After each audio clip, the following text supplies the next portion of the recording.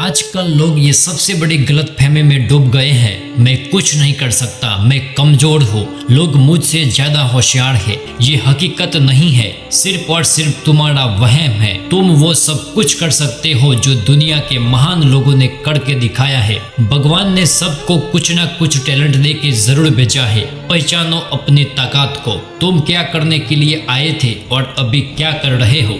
नमस्कार, मैं आपका दोस्त वनराज आप सभी का वनराज मोटिवेशन यूट्यूब चैनल पर हार्दिक स्वागत करता हूं। दोस्तों, आज की ये कहानी आपकी जिंदगी में एक नई ऊर्जा की संचार करने वाली है। खुद के ऊपर भरोसा कैसे किया जाए, कैसे अपनी कमजोरी को हटा के गोल को हासिल किया जाए। अगर आप ऐसा प्लेटफॉर्म ढूंढ रहे थे तो आप बिल्कुल सही जगह पर आए हैं। ये कहानी है एक शेर के बच्चे की। एक वक्त की बात है, शेरनी ने जंगल में एक बच्चे को जन्म दिया और जन्म देते ही वह उसी जगह पर मर गई। उतने में उधर से कई सारे भेड़ गुजर रही थी। वह शेर का बच्चा जिसने अभी अभी दुनिया में कदम रखा था, उस भेड़ों के साथ मिलकर चला गया। अब वह शेरनी का बच्चा उन भेड़ों के साथ ही रहने लगा और उन भेड़ों के साथ रहने की वजह से वह खुद को एक भेड़ ही समझ रहा था। उसने कभी मांस नहीं खाया और वो उन भेड़ों के साथ मिलकर घास खाने लगा था। उसे कुछ आइडिया ही नहीं था कि एक शेर कैसे रहता है और कैसे अपनी जिंदगी गुजारता है, और उसे यह तक नहीं पता था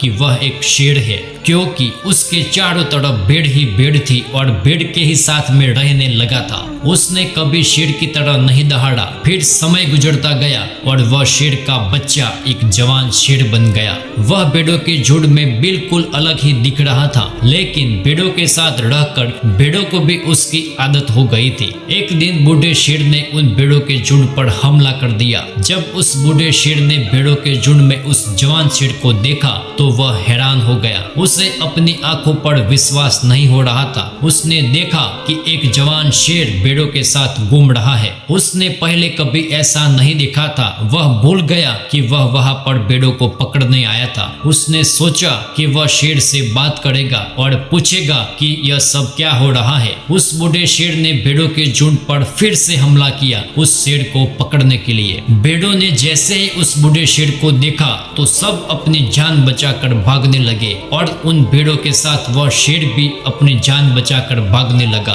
कुछ देर के बाद उस बूढ़े शेर ने उस जवान शेर को पकड़ लिया। बूढ़े शेर ने उस जवान शेर को पकड़कर यह कहा, अरे बेवकूफ, तू मुझे देखकर भाग क्यों रहा है। जवान शेर ने रोते हुए कहा, प्लीज मुझे छोड़ दो, मैं एक साधारण सा भेड़ हूँ, मुझे जाने दो। वो उस बूढ़े शेर को देखकर एक भेड़ की तरह ही कांप रहा था। बूढ़ा शेर ये सुनकर हैरान हो गया और वह समझ गया कि यहाँ पर क्या हो रहा था। बूढ़ा शेर उस जवान शेर को एक नदी के पास लेकर गया। जवान शेर वहां से भागने की कोशिश कर रहा था, लेकिन बूढ़े शेर ने उसको नदी की तरफ धकेलते हुए कहा कि अपने आप को इस पानी में देख। नदी का पानी पूरी तरह से शांत था। बूढ़े शेर ने जवान शेर को कहा कि अपने चेहरे को इस पानी में देख और मेरा चेहरा देख, अपने शरीर को नदी में देख और फिर मेरे शरीर को देख। उस जवान शेर ने डरते हुए अपना चेहरा नदी में देखा और जैसे ही उसने अपना चेहरा नदी में देखा तो वो हैरान हो गया। उसने देखा